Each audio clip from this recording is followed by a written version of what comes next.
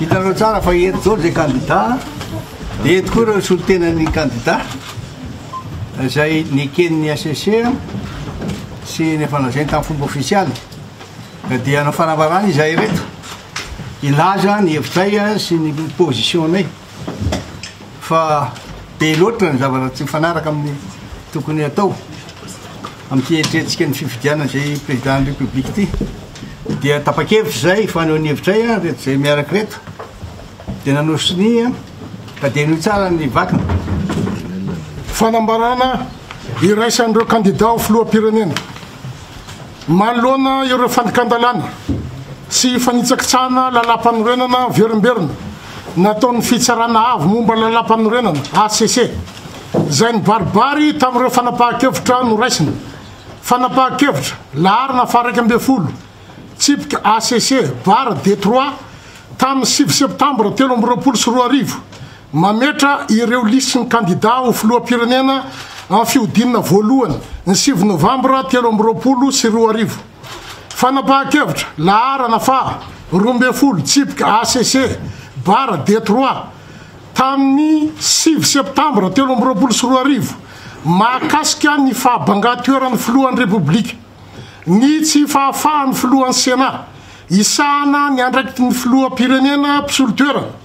sy ny fanendrena ny gouvernement ankehitriny isahana ny asan'ny filoham-pirenena mpisolo-toerana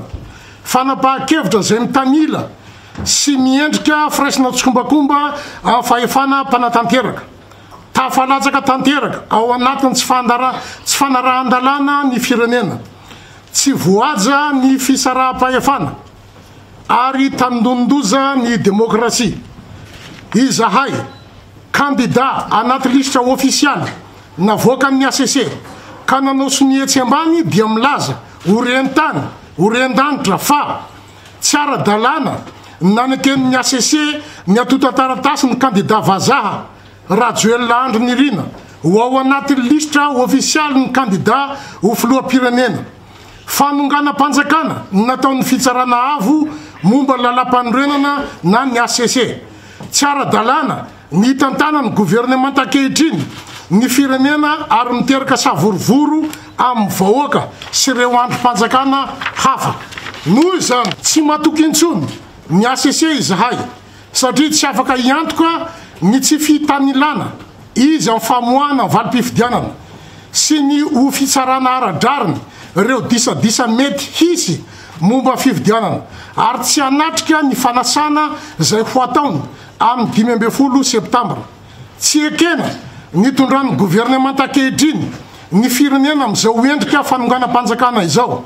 ny mpikambana ao anatin'ny gouvernement io raha teo efa mitanila hatramin'izay ary milaza nkariary fa efa manohana candidat iray misavorovoro ny saim-bahoaka ary mandalo crise ny androm-panjakana sy ny firenena ankehitriny tsy misy fitonina ny fikarakarana ny zotra-pifidianana koa miantso ny hery-velona rehetra sy ny vahoaka mpiray-tanindrazana mba ho sary-piaro amin'ny fanajana lalàna sy ny fitandrona ny fiandriana pirenena miantso ny efefika ihany izahay mba handray ny andraikiny amin'ny maharay mandreny ny firenena azy hitarika ny dinika ivoan'ny firenena amin'izao crise lehibe zao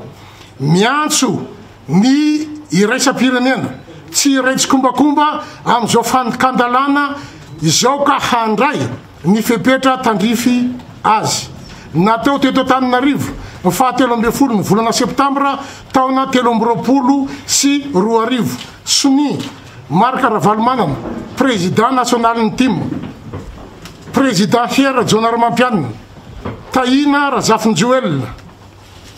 Augusta Parain Ajo Andrenanarivelo sy teny Randrena Soloniaiko Jean-Jacques Ratsietson Robella Andry Roland Ratsiraka Razafin-Tsenrofa Jean Brunel